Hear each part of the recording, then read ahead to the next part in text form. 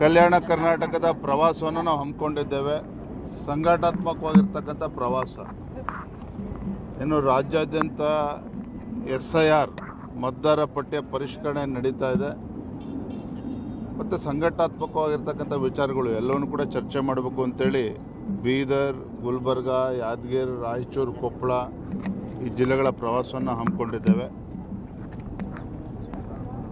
ಎಲ್ಲ ಜಿಲ್ಲೆಗಳ ನಮ್ಮ ರಾಜಕೀಯ ಸ್ಥಿತಿಗತಿ ಬಗ್ಗೆನೂ ಕೂಡ ನಾವು ಚರ್ಚೆನ ಮಾಡೋರಿದ್ದೇವೆ.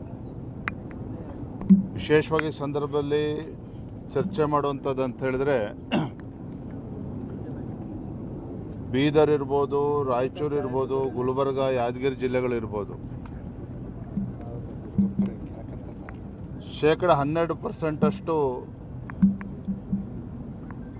ಮಳೆ ಆಗಿರುವಂಥದ್ದು.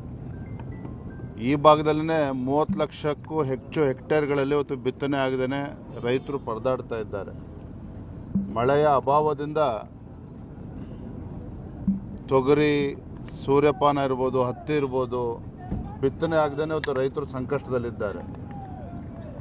ಮಾನ್ಯ ಮುಖ್ಯಮಂತ್ರಿಗಳು ಮೊನ್ನೆ ದಿನ ಬಸವ ಕಲ್ಯಾಣಕ್ಕೂ ಕೂಡ ಭೇಟಿಯನ್ನು ನೀಡಿದರು. ಫೋಟೋ ಶೂಟ್ ಮಾಡಿಸ್ಕೊಂಡು ಹೋಗಿದ್ದಾರೆ. ನಾನು ರಾಜ್ಯದ ಮುಖ್ಯಮಂತ್ರಿಗಳಲ್ಲಿ ನಾನು ವಿನಂತಿ ಮಾಡ್ತೇನೆ, ವಿಶೇಷವಾಗಿ ಉತ್ತರ ಕರ್ನಾಟಕದ ರೈತರು, ಕಲ್ಯಾಣ ಕರ್ನಾಟಕದ ರೈತರು ಸಂಕಷ್ಟದಲ್ಲಿರುವಂಥ ಸಂದರ್ಭದಲ್ಲಿ ಕನಿಷ್ಠ 50,000 ರೂಪಾಯಿ ಒಂದು ಎಕರೆಗೆ ಪರಿಹಾರವನ್ನು ನೀಡಬೇಕಾಗ್ತದೆ.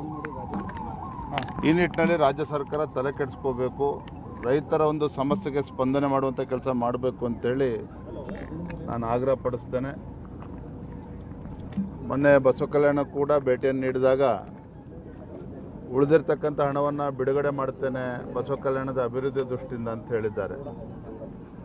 ಅನುಭವ ಮಂಟಪಕ್ಕೆ ತಮ್ಮೆಲ್ಲರೂ ಕೂಡ ನೆನಪಿದೆ, ಹಿಂದೆ ಭಾಜಪ ಸರ್ಕಾರ ಇದ್ದಾಗ ಸನ್ಮಾನ್ಯ BS ಯಡಿಯೂರಪ್ಪನವರು ಭಾಳ ಮುತುವರ್ಜಿ ವಹಿಸಿ 100 ಕೋಟಿ ರೂಪಾಯಿಗಳನ್ನು ತತ್ಕ್ಷಣ ಬಿಡುಗಡೆ ಮಾಡಿ, 200 ಕೋಟಿ ರೂಪಾಯಿಗಳನ್ನು ತತ್ಕ್ಷಣ ಬಿಡುಗಡೆ ಮಾಡಿ ಸುಮಾರು 500 ಕೋಟಿ ರೂಪಾಯಿಯಷ್ಟು ಒಂದು ಪ್ರಾಜೆಕ್ಟ್ ಆಗಿರುವಂಥದ್ದು. ಆದರೆ ಯಾಕೋ ಏನೋ ಕಳೆದ 3 ವರ್ಷದಲ್ಲಿ ರಾಜ್ಯದ ಕಾಂಗ್ರೆಸ್ ಸರ್ಕಾರ ಇದ್ರ ಬಗ್ಗೆ ತಲೆ ಕೆಡಿಸ್ಕೊಳ್ಳಿಲ್ಲ.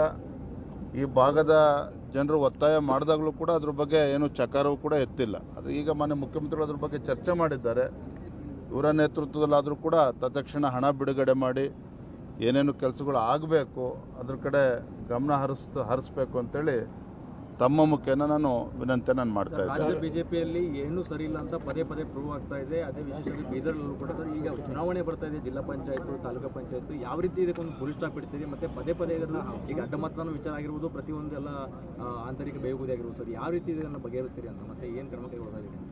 ಬೀದರ್ ಭಾರತೀಯ ಜನತಾ ಪಾರ್ಟಿ ಬೀದರ್ ಜಿಲ್ಲೆಯಲ್ಲಿ ಏನಾದ್ರು ಸಮಸ್ಯೆ ಇದ್ದರೆ ಅವತ್ತು ಕೋರ್ ಕಮಿಟಿನ ಕೂಡ ಕರೆದಿದ್ದೇನೆ. ಕೋರ್ ಕಮಿಟಿನ ಕೂಡ ಚರ್ಚೆ ಮಾಡ್ತೇನೆ. ಏನೋ ಸಮಸ್ಯೆ ಇದ್ದರೂ ಕೂಡ ಅದನ್ನು ಬಗೆಹರಿಸ್ತೇನೆ. ಸರ್, ಬೀದರ್ನಲ್ಲಿ ಈಗ ಸಾಕಷ್ಟು ಸಮಸ್ಯೆಗಳಿದೆ ಸರ್. ರೈತರ ಪರವಾಗಿ ಬಿಜೆಪಿ ವಿರೋಧ ಪಕ್ಷವಾಗಿ ಯಾವುದೇ ರೀತಿ ಧ್ವನಿ ಎತ್ತಲ್ಲ. 4 ಜನ ಶಾಸಕರಿದ್ದಾರೆ, ಇದ್ರೂ ಕೂಡ ಕಾಂಗ್ರೆಸ್ ಜೊತೆಗೆ ಹೊಂದಾಣಿಕೆ ಮಾಡ್ತಾ ಇದ್ದಾರೆ ಅಂತ 3 ವರ್ಷದಿಂದ ಗಂಭೀರ ಆರೋಪ ಇದೆ ಸರ್. ಏನು ಹೇಳ್ತೀರಿ ಸರ್ ಈ ಬಗ್ಗೆ ಚರ್ಚೆ ಆಗುವಂತ ಸಾಧ್ಯತೆ ಇದೆ ಸರ್? ಇವೆಲ್ಲವೂ ಕೂಡ ನಾವು ಕೋರ್ ಕಮಿಟಿಯಲ್ಲಿ ಚರ್ಚೆ ಮಾಡ್ತೇವೆ.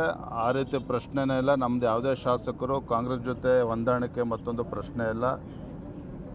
ಇವತ್ತು ಇವೆಲ್ಲವೂ ಕೂಡ ಚರ್ಚೆ ಮಾಡಿ ರೈತರ ಸಮಸ್ಯೆಗೆ ಭಾರತೀಯ ಜನತಾ ಪಾರ್ಟಿ ಯಾವ ರೀತಿ ಸ್ಪಂದನೆ ಮಾಡಬೇಕು, ಜಿಲ್ಲಾ ನಾಯಕರುಗಳು ಯಾವ ರೀತಿ ಸ್ಪಂದನೆ ಮಾಡಬೇಕು, ಎಲ್ಲವನ್ನೂ ಕೂಡ ನಾವು ಚರ್ಚೆ ಮಾಡ್ತೇವೆ.